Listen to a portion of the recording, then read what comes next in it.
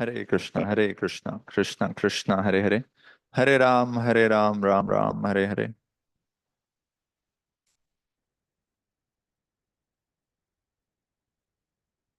जय राधा माधव कुंज बिहारी।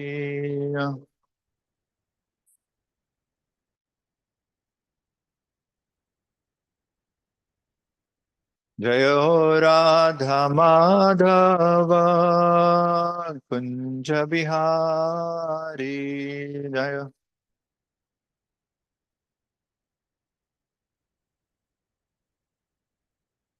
जय गोपी जना वल्लभ गिरिवरधारी।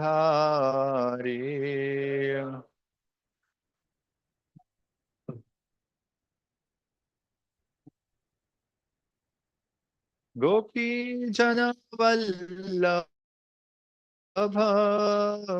गिरिवरधारी।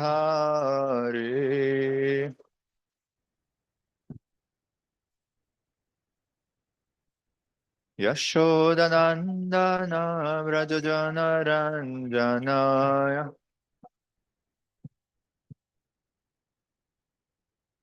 यशोदनन्दन व्रज जनरञ्जनाय।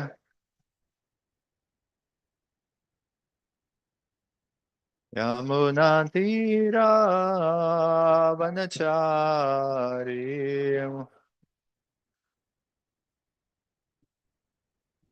यमुनातीरावनचारी।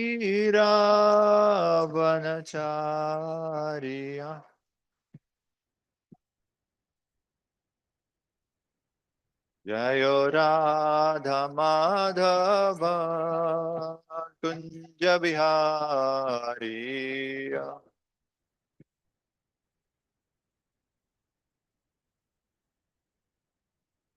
जयो राधा माधव कुंज बिहारी।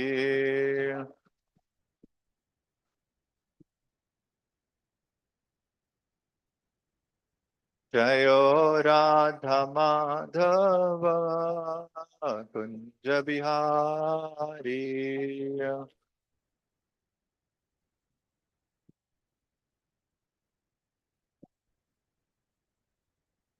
जय Om Vishnupad Paramahamsa Parivrajakacharya Ashtottarashata Sri Srimad his divine grace AC Bhaktivedanta स्वामी श्रील प्रभुपाद की। जय ओम विष्णुपाद परमहंस परिव्राजकाचार्य अष्टोत्तरशत श्री श्रीमद् भक्ति सिद्धांत सरस्वती गोस्वामी प्रभुपाद की। अनंत कोटि वैष्णव वृंद की। रामाचार्य श्रील हरिदास ठाकुर की। प्रेम से कहो श्री कृष्ण चैतन्य प्रभु नित्यानंद श्री अद्वैत गदाधर श्रीवासादि गौर भक्त वृंद की। ब्रजभूमि वृंदावन धाम की। नवद्वीप मायापुर धाम की। पुरुषोत्तम क्षेत्र जगन्नाथपुरी धाम की। गंगा मैया यमुना मैया की। वृंदे देवी तुलसी महारानी की। हरिनाम संकीर्तन की। निताई गौर प्रेमानंदे। All glories to the assembled devotees. All glories to the assembled devotees. All glories to the assembled devotees. All glories, all glories to Sri Guru and Sri Gauranga. Om Namo Bhagavate Vasudevaya.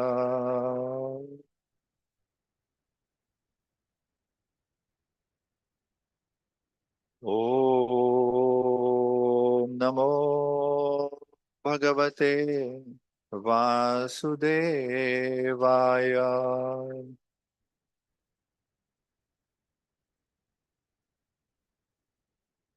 Om Namo Bhagavate Vasudevaya.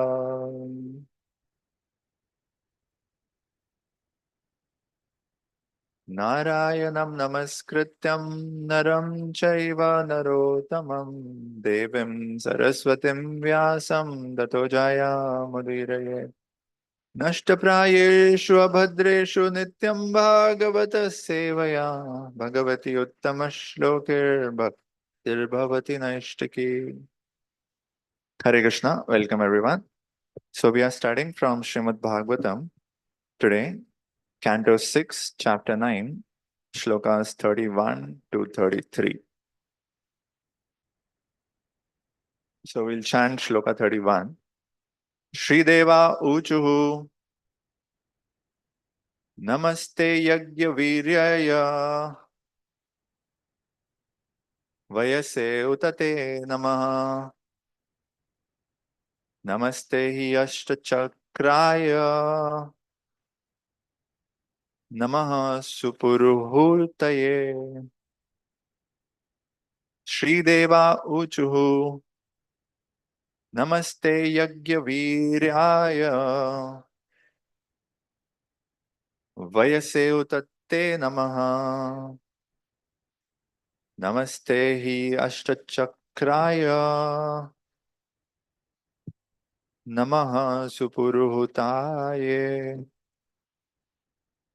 Shrideva Uchuhu Namaste Yagya Viryaya Vayase Utate Namaha Namaste Hi Ashtachakraya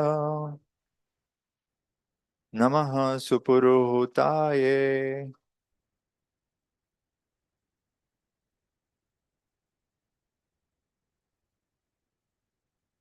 Uchuhu.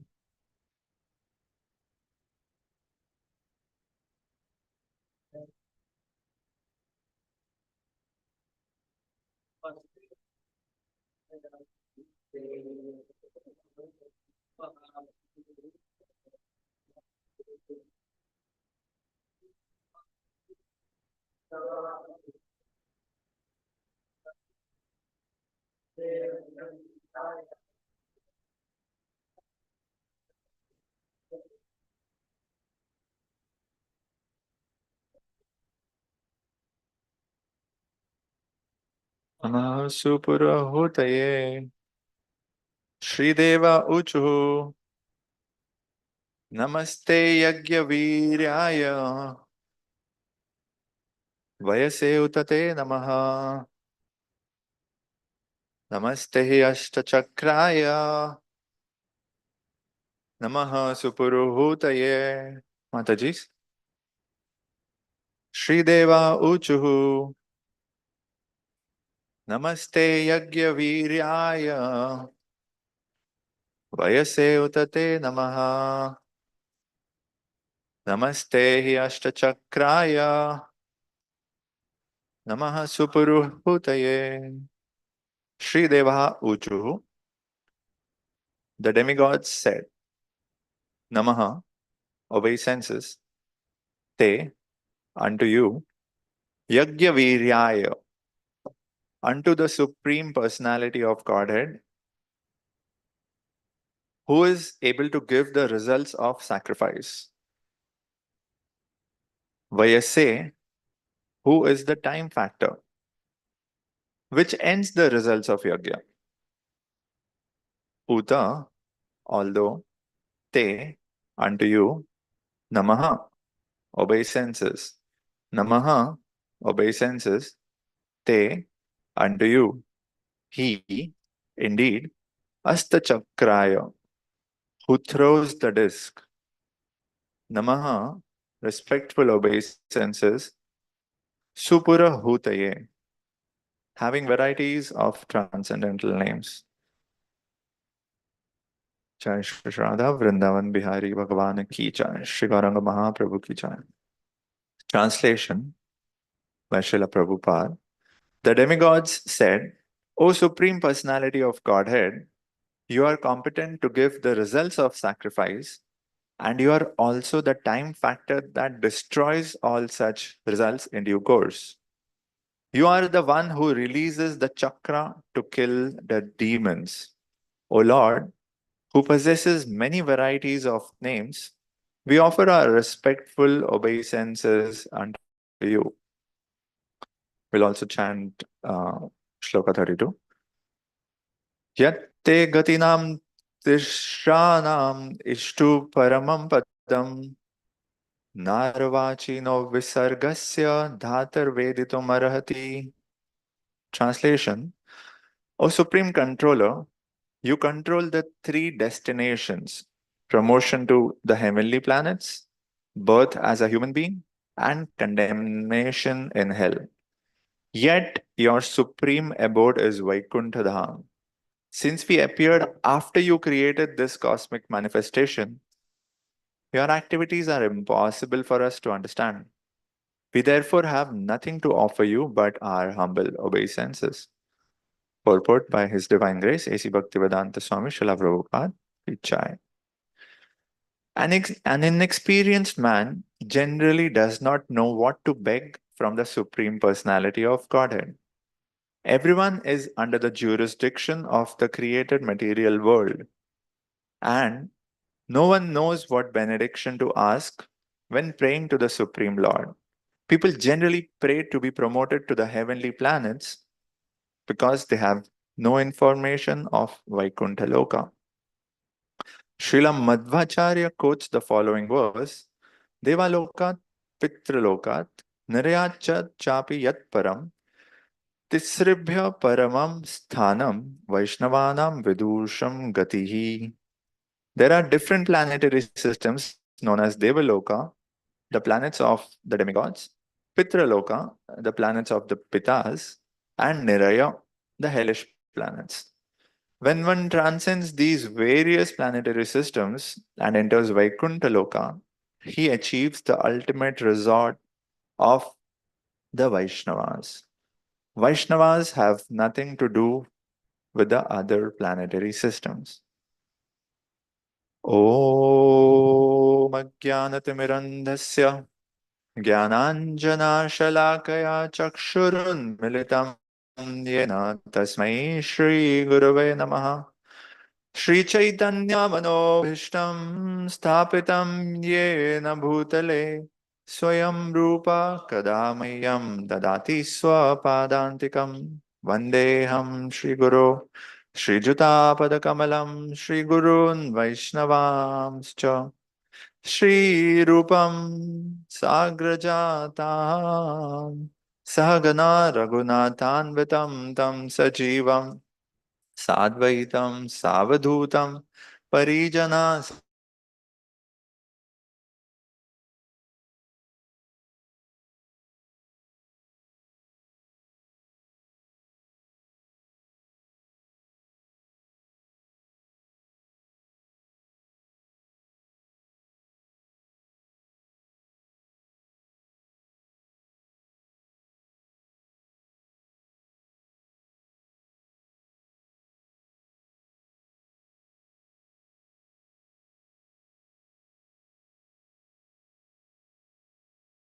कल्पतरुभ्यश्च कृपा सिन्धुभ्य एव च पतितानां पावनेभ्यो वैष्णवेभ्यो नमो नमः। नमः ॐ विष्णुपादाय कृष्णपृष्ठाय भूतले श्रीमते भक्तिवेदान्त स्वामिनिति नामिने। नमस्ते सारस्वते देवे गौरवाणी प्रचारिणे निर्विशेष शून्यवादी पाश्चात्य देशतारिणे। जय श्री कृष्ण चैतन्य प्रभु नित्यानंद श्री अद्वैता गदाधर श्रीवासादि गौर भक्त वृंदा। हरे कृष्णा कृष्णा कृष्णा हरे हरे, हरे Ram Ram Ram Hare Hare. Hare Krishna.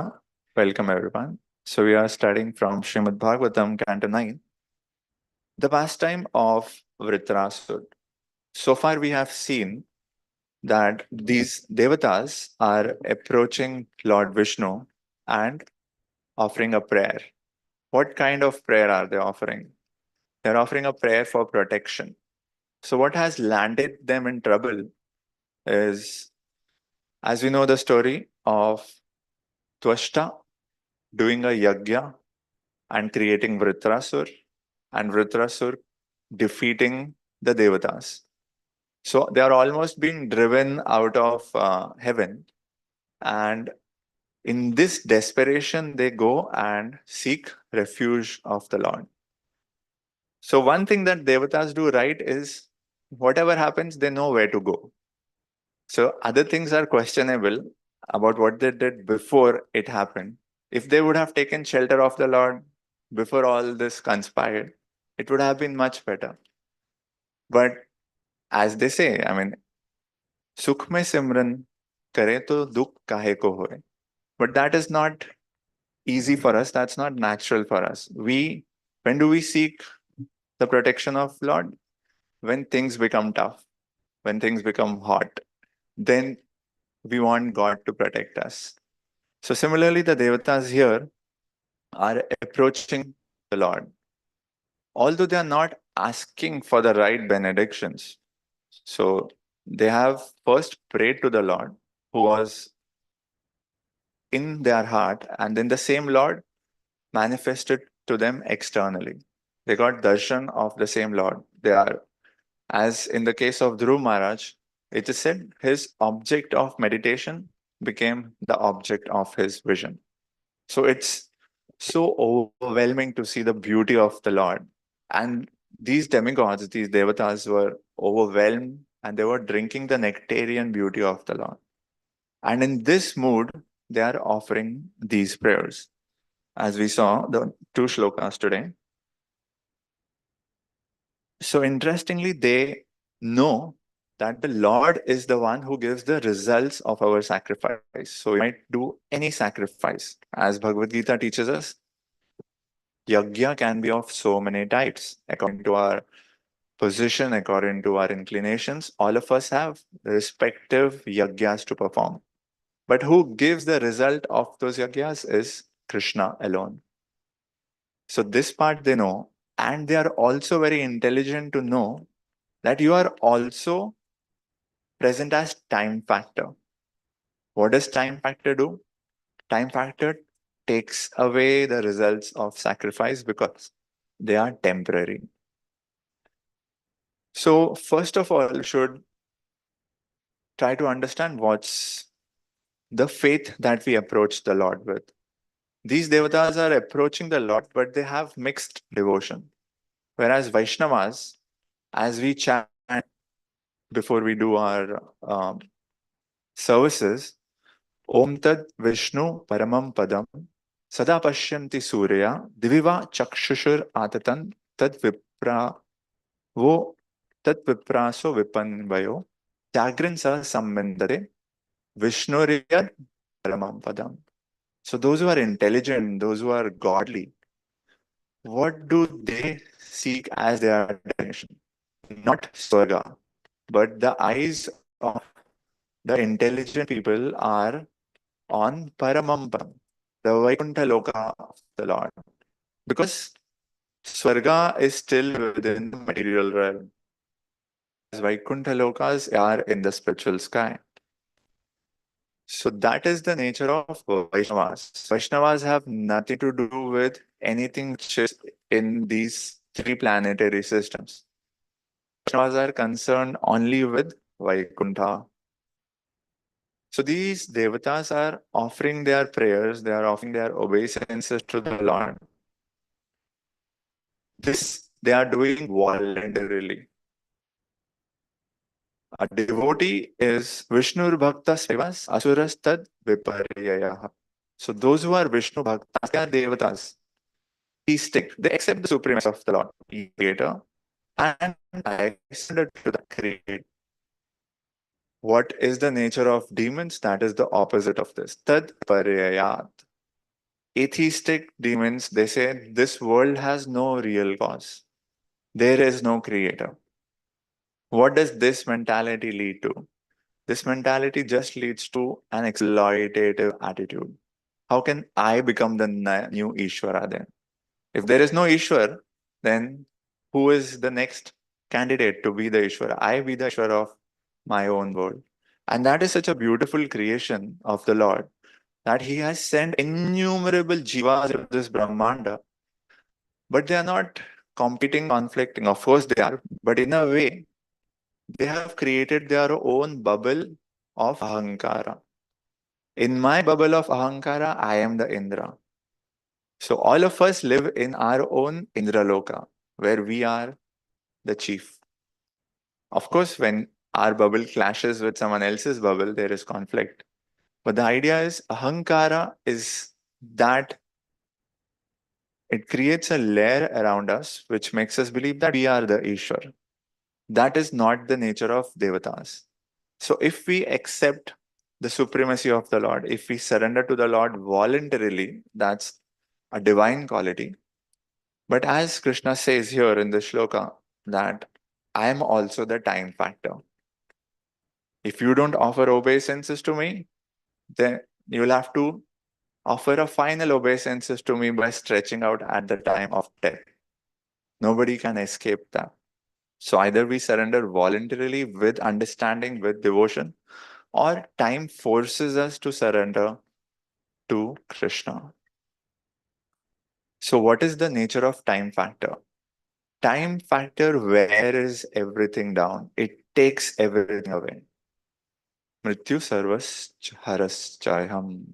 So, these demigods know that it is Vishnu, it is Krishna only who gives the result of sacrifice, and it is Vishnu only who also takes away the same results of sacrifice by the power of time. So, this is intelligence. They are at least aware that these are temporary solutions for temporary problems, Srila Prabhupada calls them. Asking for material benedictions is seeking temporary solutions for temporary problems. Whereas somebody who is intelligent should try to find permanent relief. I don't want to solve, I don't want to do patchwork to solve the problem for some time. And then again, the problem comes back. It recurs in different forms. That's the nature of this material world. So, somebody who wants permanent relief, they say, give me a final solution. They are the ones who are aspiring for the Vaikuntha Lokas. So, the Devatas know what they are supposed to do, that material results are temporary.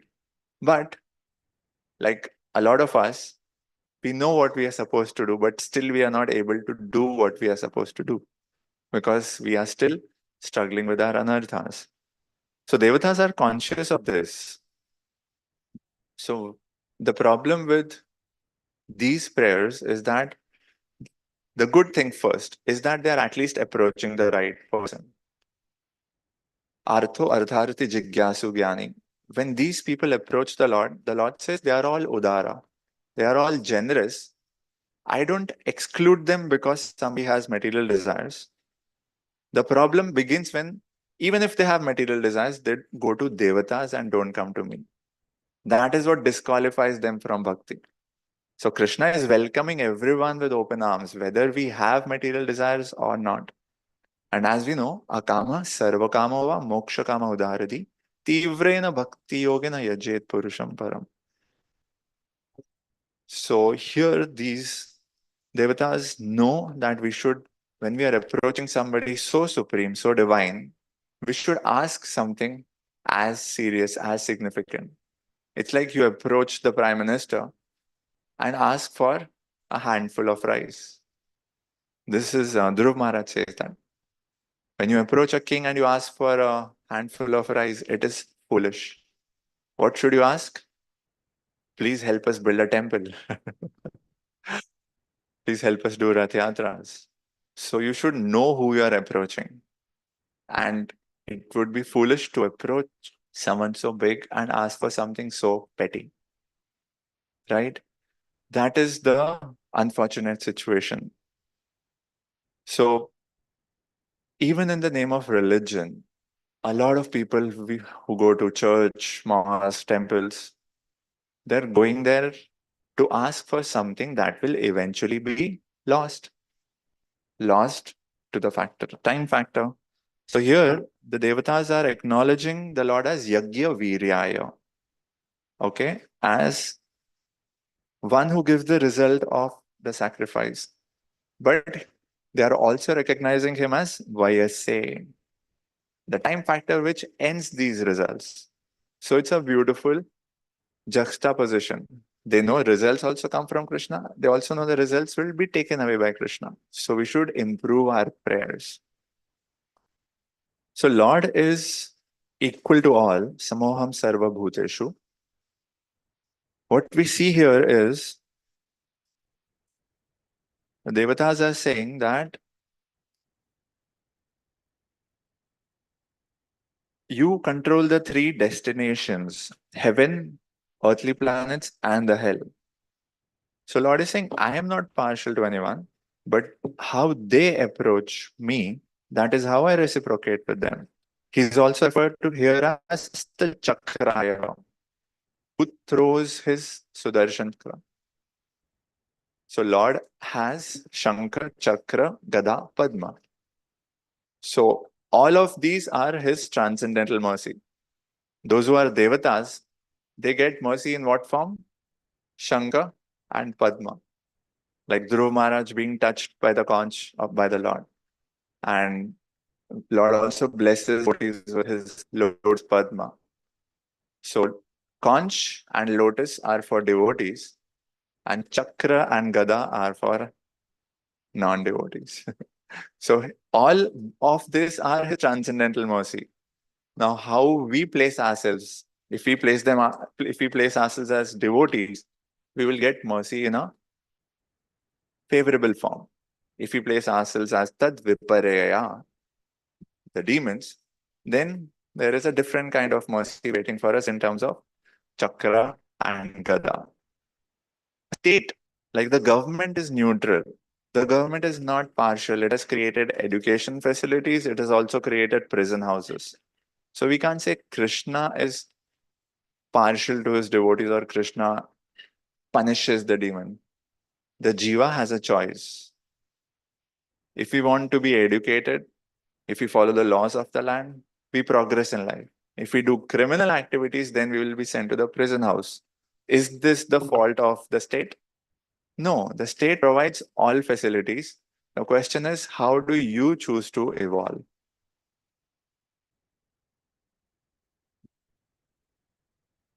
So very interestingly, this is a section which talks of the yajna, and one mispronunciation of a syllable in the mantra has led to a counterproductive result.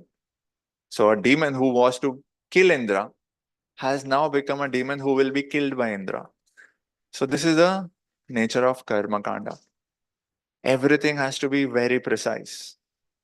With the right pronunciation, the right meter, the right place, the right priests. There is a specific priest to do every activity. Then if everything is done to perfection, then you will get the results. But what is the beauty of devotional service?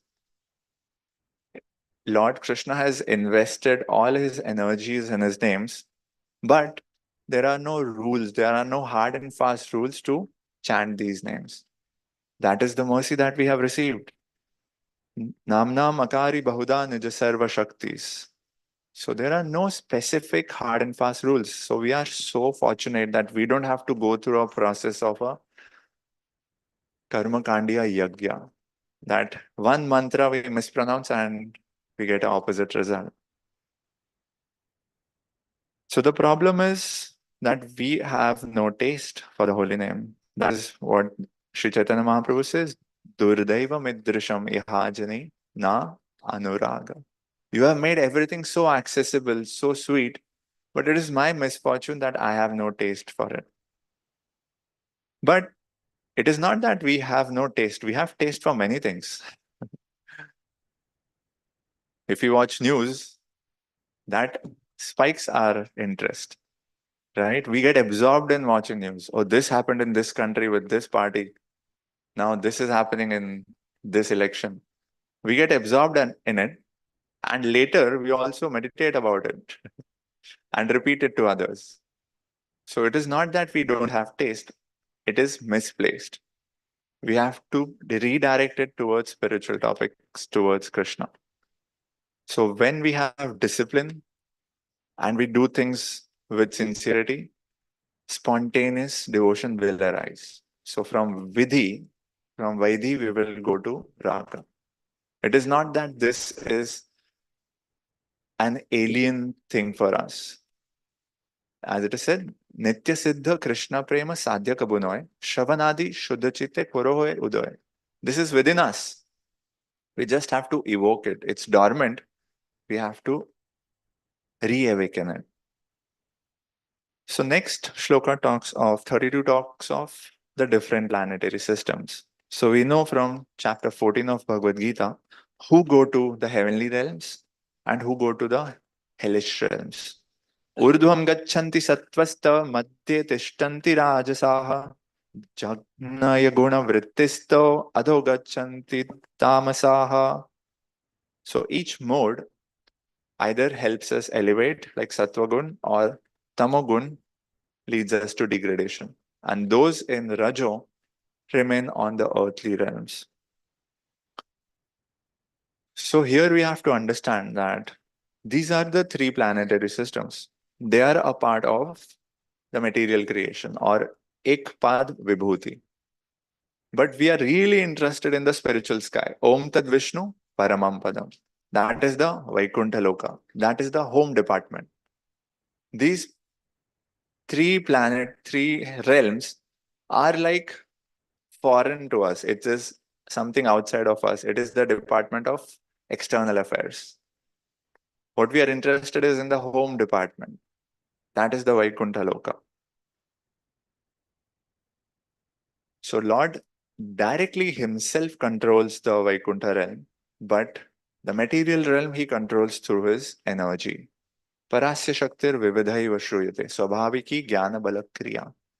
Through his energies, he creates, maintains, and destroys the material realm. So Lord says, I don't come in touch with material nature, but still everything is going on according to my will.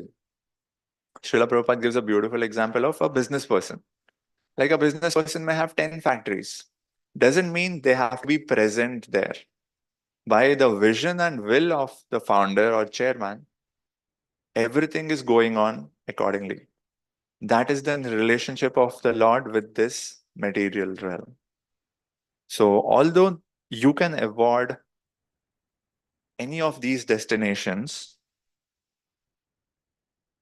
yet your supreme abode is Vaikuntha Dhama. Next, what the Devatas say that since we appeared after you created this cosmic manifestation, your activities are impossible for us to understand. Isn't it quite natural? Before there was creation, before there was anything, who was present? Krishna was present.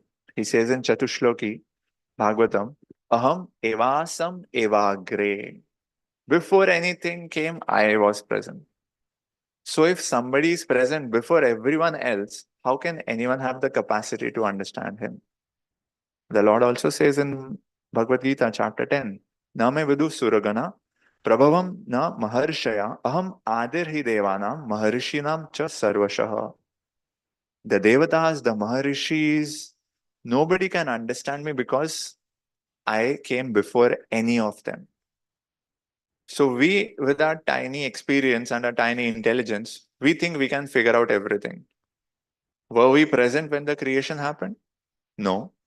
But we still use our material logic to explain how the creation could have occurred. So what do the scientists do? They gather observations and they work back from there. Okay, so if this is what we see today, this is what could have happened, or this is what could have led to this. That is visualization, that is speculation. You were not there, so you really do not know. Sometimes, even when something happens in the presence of scientists, it is so amazing that they are not able to get a hold of it. What to say of phenomena which happened when none of us were present? So it's a very simple approach. Somebody who is intelligent and sincere, they will acknowledge, I cannot understand how this is functioning. I came much later. I am very limited. So what should I do? Like the Devatas are saying, we cannot understand how you created or what is your plan. We can only offer our obeisances to you and surrender to you. A very simple-minded person will have this attitude. I am insignificant. God is great. Therefore, I surrender to God.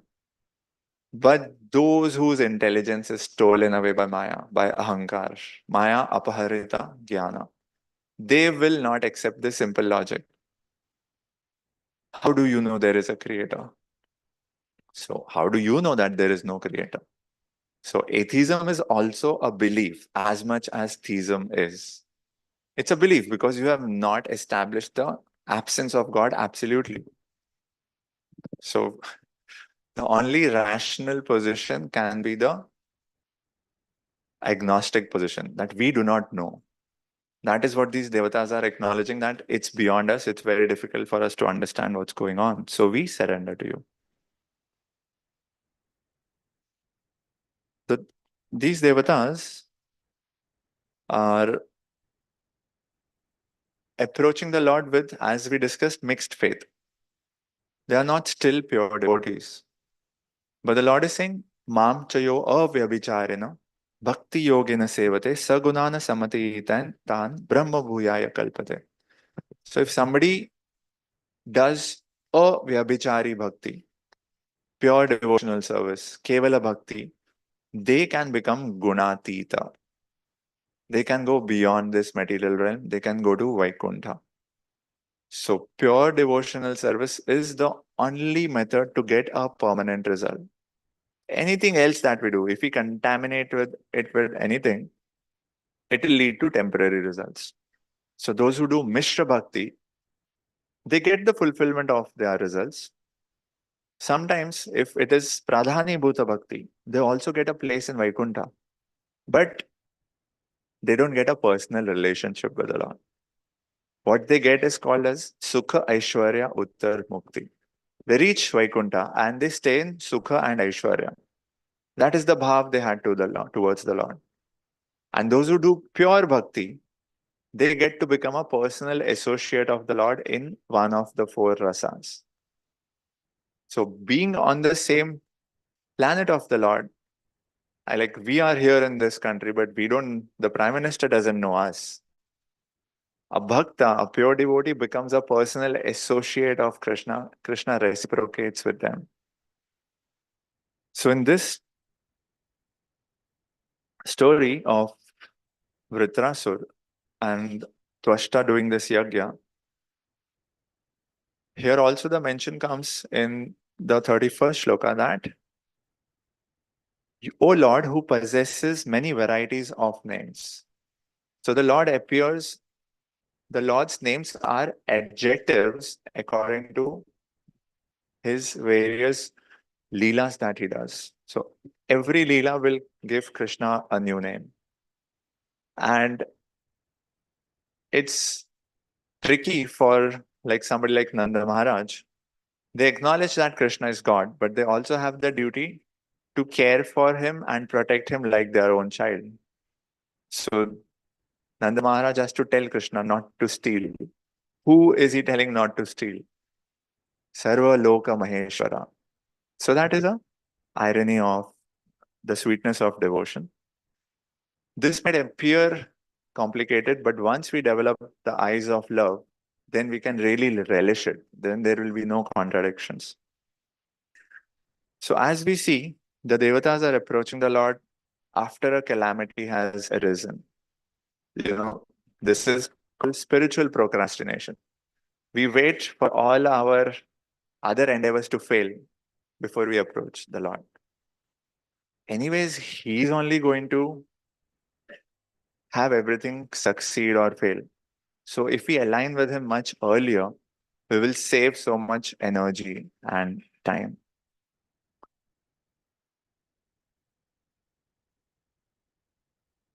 We'll also look at the 33rd verse here.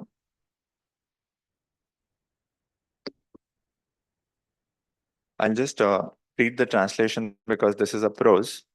O Supreme Personality of Godhead, O Narayan, O Vasudev, original person, O most exalted person, supreme experience, welfare personified, supreme benediction, supremely merciful and changeless, O support of the cosmic manifestation, sole proprietor of all planetary systems, master of everything and husband of the goddess of fortune. Your lordship is realized by topmost sannyasis who wander about the world to preach Krishna consciousness. fully absorbed in samadhi through bhakti yoga. Because their minds are concentrated upon you, they can receive the conception of your personality in their fully purified hearts. When the darkness in their hearts is completely eradicated and you are revealed to them, the transcendental bliss they enjoy is the transcendental form of your Lordship. No one but such persons can realize you. Therefore, we simply offer you our respectful obeisances. So Srila Prabhupada writes in the purport, the Supreme Personality of Godhead has numerous transcendental names pertaining to different grades of revelation to various grades of devotees. Yadyadhya urugaya vibhavayanti. According to the devotion of the seeker, the Lord expands himself into various forms and names. When he is realized in his impersonal form, he is called the Supreme Brahman. When realized as the Paramatma, he is called Antaryami. And when he expands himself in different forms for material creation, he is called Kshirodakshaya Vishnu, Garbhodakshaya Vishnu, and Karanodakshaya Vishnu. When he is realized as Vasudev, Sankarshan, Pradyumna, and Anirudh, the Chaturvyuha, who are beyond the three forms of Vishnu, he is the Vaikuntha Narayan. Above the realization of Narayan is the realization of Baladev. And above that is the realization of Krishna. All these realizations are possible when one engages fully in devotional service. The covered core of one's heart is then completely open to receiving an understanding of the Supreme Personality of Godhead in his various forms. So, the Lord has various expansions. The first level is Brahman realization. Sri Upanishad says that if we try to understand Lord through our material intelligence and mental speculation, maximum we can reach is the Brahman realization. What is the Brahman realization? It is an impersonal form. It is an infinite expanse of brilliant light. There is, it is just it is not something that you connect to. It is just an experience. Like consciousness. Those who are Gyanis, they desire to merge into Brahman. What are they actually trying to do? First, they rise to the realization that I am consciousness alone. I am nothing but consciousness. And then they want to be conscious of consciousness itself. This is Brahman realization. Beyond Brahman realization, as Srila Prabhupada mentioned, there are Vishnu forms. Karanodakshaya Vishnu, which is Mahavishnu, from in whom all the material ingredients of creation are. From Mahavishnu, from Karanodakshaya Vishnu, Garbhodakshaya Vishnu expands. Garbhodakshaya Vishnu is a manifest form of the Lord. From him, Kshirodakshaya Vishnu manifests, which is an unmanifest form of the Lord. It's an invisible form of the Lord which is present in every atom. So these are the three Purusha avatars. And even above this is the Chaturvyu, as Srila is describing. So the Chaturvyu has its source in Lord Balaram. And Lord Balaram comes from Krishna himself. So Srila Prabhupada is trying to show, and Sri Upanishad also says this, that if our realization of the divine is limited to his material energies, which is the Purusha avatars, then we can reach maximum, we can reach the Paramatma realization. But when we also gain an understanding of the spiritual energies of the Lord, then we can reach the Bhagavan realization. So Purusha avatars are at the level of material energies of the Lord. And the Chaturvyu, which is the Swamsha, self-expansion of the Lord, that is the spiritual energy of the Lord. And a devotee who understands all of this can truly have Bhagavan realization. So the Devatas, they have been given responsibilities in this material realm. They are like heads of departments. Srila Prabhupada calls them. This is the management of universal affairs. And they are doing a good job at what they are doing. But they are Sakama Bhaktas. They are praying to the Lord. They are also trying to follow the instructions of the Lord, but sometimes they fail to do so. So, till the faith is pure, will not be able to accept and follow Lord's instruction completely. That is the whole premise of our material existence. The very reason we are here in the first place is our desire to enjoy separately from Krishna. The Ishwari Bhav is what has brought us here. And the practice of bhakti is what will help us realize that I am not an Ishvara, Jivera Swarup hoy Krishnera Nityadas. Srila Prabhupada says one should have two levels of realization. The first level being that I am a part and parcel of Krishna. The first one being that I'm spiritual, I'm not material. Second being that I'm an amsha of Krishna, and therefore my natural duty is to serve him. Somebody who has only first level of realization is at the level of a jnani. They know that they are not this body, but they have not reached the realization that as a part of Krishna, my natural duty, my Jaiva Dharma, my Sanatan Dharma is bhakti. These two realizations lead to a complete understanding of our nature. So we are here because we wanted to enjoy this material realm. We wanted to enjoy through these five senses. And when we try to enjoy through these senses, what happens is we become attached to the objects of the senses. And when we become attached, we have raga and dvesha. We want them, but sometimes we don't get them. What happens then? We are frustrated. Frustration leads to anger. So either you will direct your anger inwards, it'll lead to self-harm, loss of self-worth, loss of self-esteem, or depression, or you will channel your anger outward on others. You may get angry, and as a result, others may get they may get angry on you. So this is how anger and hate perpetuate in this world. This is the root cause of conflict, because all of us are trying to defend our circle of interest. I am someone great. At least I believe, my ego makes me believe that I am someone great. And these are my needs. Why are you encroaching upon my needs? Now you become my enemy. So this is how desire to enjoy senses leads to a life of anxiety and conflict. So it comes down to pride and I am someone great. I am substantial. I am important. It is just an illusion because we are limited. Our time in this world is limited. So at death, whatever greatness we conceived of around ourselves will all be taken away. Whatever empires we build will all be destroyed.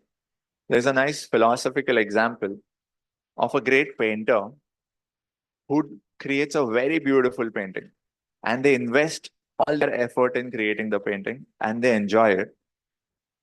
And then after it's ready, what do? They tear it apart.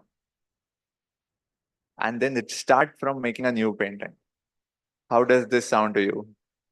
Illogical, foolish, but that is exactly what we are doing. Life after life after life. We think we have sorted it all. We have a great painting in terms of the success and achievements of this life, but it's only soon to be torn apart to start on a fresh canvas. So somebody who is intelligent, who is realized, will understand, okay, what is the important?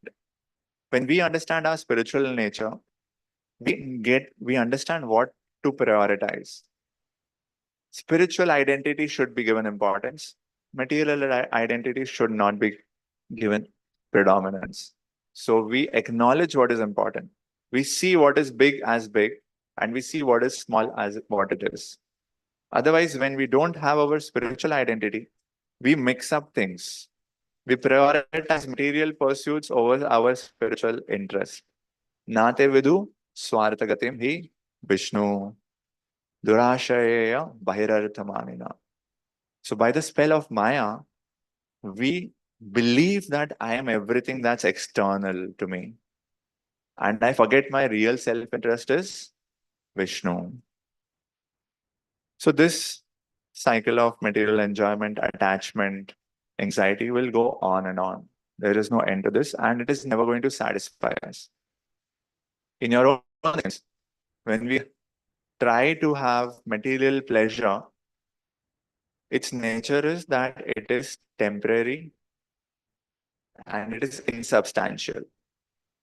When you have the first bite of an ice cream, you enjoy it. But when you have the 10th bite or the 10th lick, okay, it's still good, but now it's not as good as the first one. And when you're having the 50th lick of the ice cream, then you think, this is almost done. I don't find any pleasure here. Now let me find a new sweet to enjoy. So that is the nature of these material sense objects. They cannot ever fully satisfy us because we are spiritual.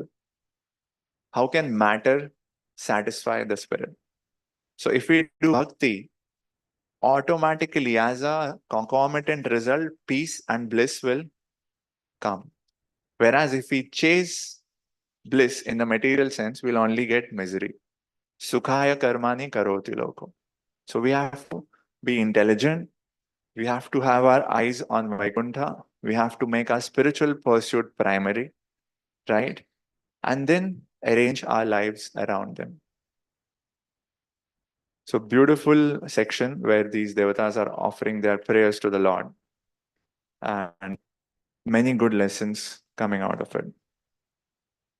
Any questions or comments?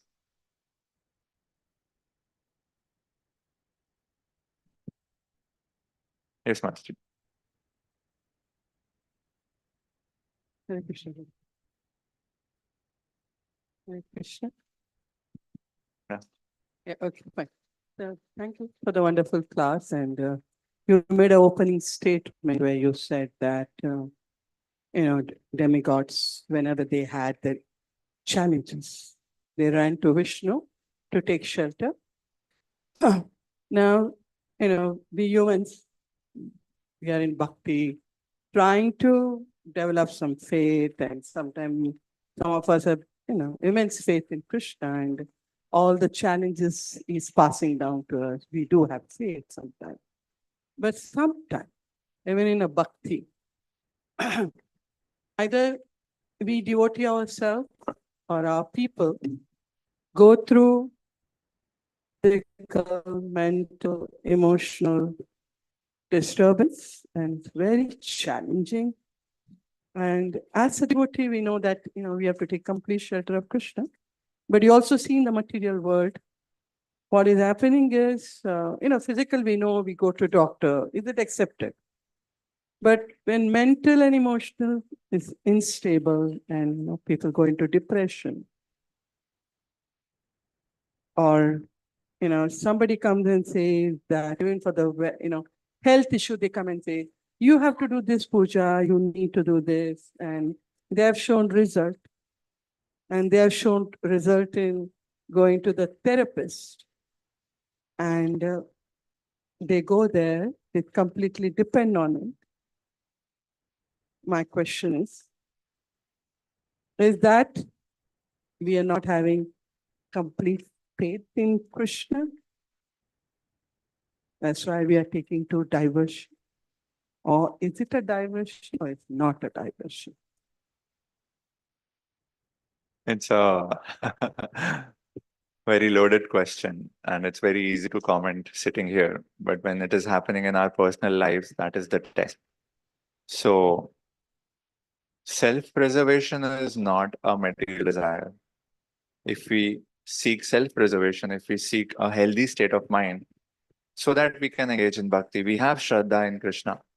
So just seeking that I have a steady state of mind, and physically, emotionally, mentally, to reach a level of steadiness, that is not considered a material desire or a deviation.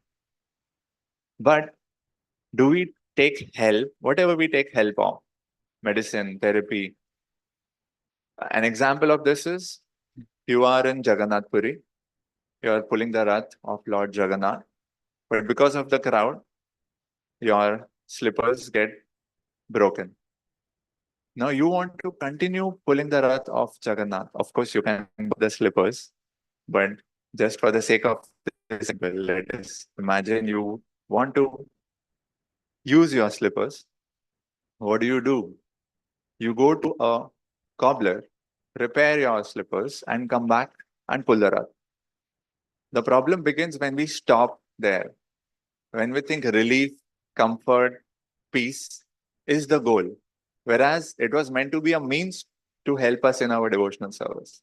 So if we have the right understanding, then it is no problem at all. Even those who worship the devatas with the understanding that Krishna is the supreme and they are his empowered representatives, that is perfect. So the idea is, do you know better? That is the question we should ask. So people with incomplete understanding, like the shloka mentions, people who do have no knowledge about Vaikuntha, they aim for Swarga. So the problem is ignorance, lack of complete information. So if we have our eyes on a spiritual goal, but to reach there, if we are facing some hurdles, some obstacles, we can remedy that and come back to what we were really aspiring, not forgetting sight of the real goal. So we have heard so much on this topic from our senior devotees, and it's at a personal level when somebody is going through it. What is the meaning or what is the goal of Varnashram? So that everyone is situated as per their nature, they are steady, peaceful. From that position, they can practice devotional service. So it is perfectly required for society to be systematically organized and be peaceful. We need to be situated in our ashram. And from that place of steadiness, we can practice bhakti. If we directly jump onto Shuddha Bhakti without a grounding, it might. So Srila Prabhupada, Chaitanya Chandru explains that in his initial years when Srila Prabhupada went to the West, he was advocating direct bhakti. But when he saw that a lot of his disciples are not able to maintain that standard, then he said, okay, first we'll establish Varnashram, then we'll recommend pure bhakti. So it's meant to support pure bhakti. In that sense, it complements, it doesn't contradict. Does that answer your question? Yes, Prabhu. Would you like to add something? Got a question.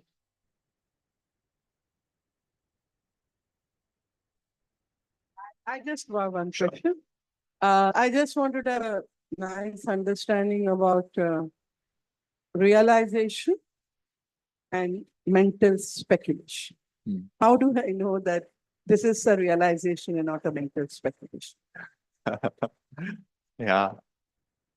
There are, I can think of real life cases where people have gone into a loop of illusion because they have not taken any feedback, because they have not accepted any shelter. And that has destroyed their lives. So it is very important to regularly check, cross-check, or verify our realization with those who are more advanced. That will keep us safe. It might make our path slow, but it will make it sure. Otherwise, if we think that I have, I've really cracked it, I have realized everything, I'll follow my way, it can be dangerous if it is not supported by Shastra, if it is not blessed by seniors. So the only remedy to that is constantly verify, have been a shelter of the association of devotees. So you can check your realization. That is what devotees do. Mat chitta, mat gataha prana, bodhayanta paraspara. What do devotees do when they come together? They share their realization. This is what I realized about Krishna's presence in everything. How do you see it? Do you think it's a deviation or do you also have this realization? So yes, start with Shabda Praman.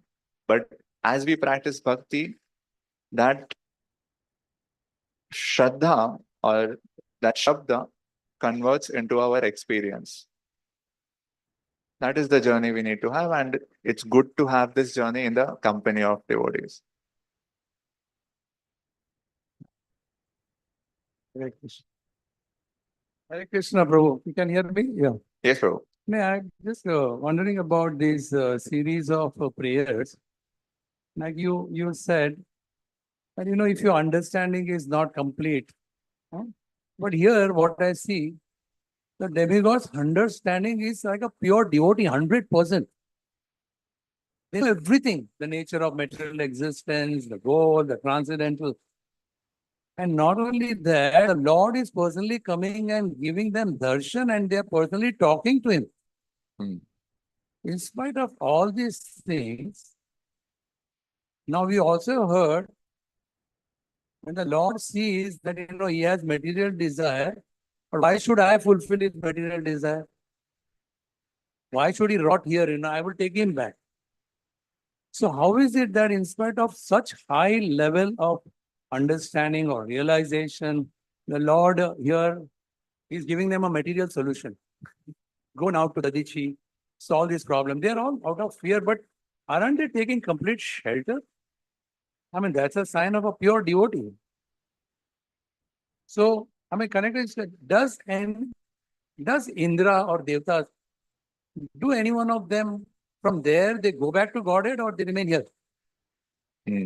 Connected to this prayer, the prayers are super Vaishnava prayers. I don't have any doubt about the way they are praying.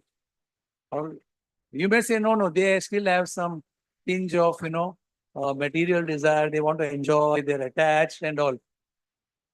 But how can you pray like this and how can the Lord reveal to them? And this is my question. Sure. What happens? Oh, in fact, forget a material solution. They were first asking the Lord that you only can kill Vritrasur.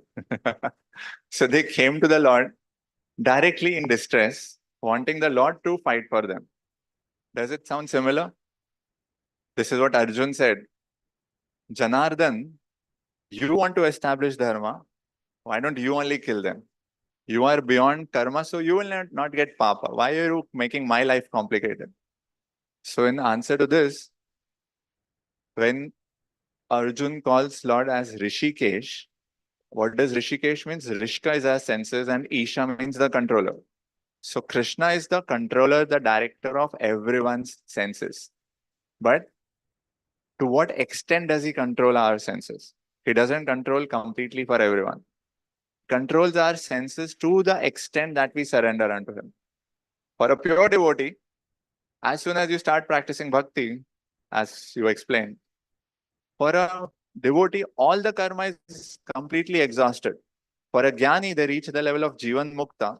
They have to wait for their body to end. That is their prarabdha karma. So they wait for the body to end. That is when their entire karma will be destroyed. But for a devotee, the entire karma is destroyed as soon as they start practicing bhakti. Why? Because even the body is taken charge of by Krishna. So whatever you do, you are doing it on behalf of Krishna. So it depends with what faith they approach and with what desire they approach. It's an entire framework of faith and desire. So those who have desire, bhog aishwarya praksattanam, that is not conducive to self-realization. So sense gratification and self-realization cannot go together. The devatas know everything because they are divine. They worship the Lord, they pray to the Lord, but they still harbor material desires. They still want to be adored, worshipped. It might be easy for us to say this. When I was working, there was this scam that happened, and then everyone was questioning the CEO of the company. How did you do this from? So he said, from where you are, you think that I crossed, you are saying that, why did I cross the line? From where you are, you can see that there is a line between right and wrong. Where I am in my position of power, that line is very hazy. So devatas, imagine having the power of devatas. The whole world worshipping you. You getting prayers, worship, puja, labh, pratishta. In that intoxicated state of mind, it's very difficult to evoke bhakti. So bhoga is very unfavorable to devotional service. So either it's bhoga or it's tyaga. Both are unfavorable. Bhakti requires a touch of a pure devotee. When a pure devotee enters our life and bestows that bhakti shraddha, that is the only way in which bhakti can start in our life. So they are yet at faith of pure bhakti. But if they are blessed by a pure devotee like Narad Muni, that is his role. He keeps roaming on the three worlds just to bless such. So he did to Manigriva and Nalukubera, they were also devatas. So what is waiting for them to happen is intervention of a pure devotee in their life.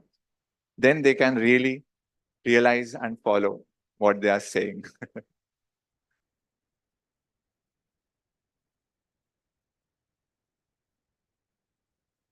And someone who is not pure, how can he see the Lord? And if he has seen the Lord, how can there be remnants of material desires? Sorry, see the Lord and? One who is not pure, one sense he can't see the Lord. And if one can see the Lord, how can there any remnants of material desires remain? Because Lord is transcendental. So how does it? You see, you talk, but still you retain the desire. Yeah, And so- you have the desire, and still you can see him. Correct. So there is our free will and there is the divine will. Free will is our means to pursue our desires. And the ability to act on that free will is called our freedom. But above that freedom is divine will, which controls both our freedom and our free will. So even though we might be in the presence of the Lord, if we have not aligned our free will to the divine will, we are Krishna Bahirmukh. We are very close to Krishna, but we are facing away from Krishna. So it is not necessary that if we are in the presence of Krishna, but we don't have the right attitude, the right desire to purify ourselves, because we don't think it's an impurity in the first place. I think, yeah, that is who I am. I'm a Karma Mishra Bhakta. What is wrong? So we find it surprising because we have access to a higher level of realization. At their level of realization and circumstance, they believe that it is the right thing to do. So it needs knowledge and it needs mercy. Then one can rise from one level of realization to the next level of realization. This is not like a sadhak who is praying to Krishna and then Krishna appears in front of him, like Dhruv Maharaj. These are devatas. Their relationship with Krishna is very different. It's more of a formal relationship because they are devatas, they are helping manage the universe. And because they are his people, the Lord has to help them. Indrari Vyakulam Loke. Doesn't mean Indra is a pure devotee. But still, Krishna will destroy the enemies of Indra because they are part of his system. So their relationship is like a official relationship. When you go in office and you see the Prime Minister, it's a very formal relationship. They will not tell you a good advice or give you personal advice. They'll say, whatever is our role responsibility, let's talk in that boundary. But if you have a personal connection, then they'll say, what you are doing is wrong. So change that. So that means what Dhruva saw and what the Devatas seeing, there is a big difference. I'm not able to hear, sorry. No. Dhruva Maharaj, Huh. he saw, he also approached with material desire, but then everything. So what Right. he saw and what the Devatas are seeing, there is a big difference. Absolutely. Even though they have personal darshan, Yeah. that's what you are seeing. So Dhruv Maharaj is also given as an example of Artharthi by some acharyas. But Artho, Artharthi, Jigyasu, Artho and Artharthi, the distress and the desire of wealth, with the right association, they become curious. And with the right Vaishnava association, they also become Gyan and then Bhakta. But the Devatas are still at the level of mixed devotion. And yes, Krishna is fulfilling. You go to a temple, You offer a prayer, you see that prayer coming true. What should it lead to? It should lead to you developing faith in that deity. But the next question you should ask is, where is this coming from? So if we don't look up and ask the right question, we are just interested in, I am getting the results, I'll go to this devata. So they also have to look beyond. And this verse says they know that Krishna is the giver and the destroyer of the fruits of sacrifice. So they are not unaware, but they are unable. Yes, Mataji.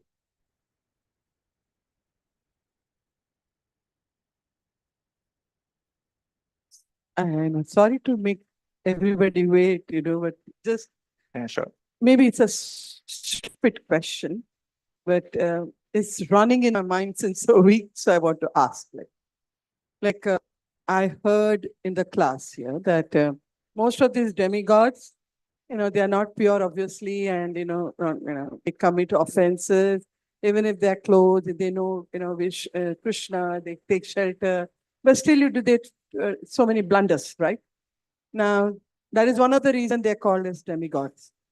So my question was that I never heard Ganesha doing any mistakes. Never. So why is a demigod? Because somebody asked me this question, so I'm asking. I say, he never did any mistake. So why is a demigod? Why not he should be? They're not saying he should be supreme. They said, I know Shiva did this. I know Indra did this. Brahma did this. But you never hear Ganesha doing any, mistakes or offenses.